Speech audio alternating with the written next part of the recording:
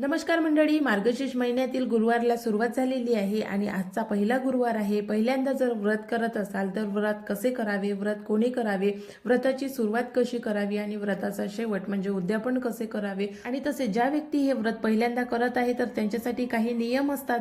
तर मार्गशीर्ष महिन्यातील व्रताचे नियम आहेत। ज्या व्यक्ती जुने आहे जे हे व्रत नेहमी करतात तर त्यांना हे नियम माहीत आहे, पण ज्यांना माहीत नाही तर त्यांनी आपल्या चॅनलवरती व्हिडिओ टाकलेला आहे, नक्की जाऊन बघा।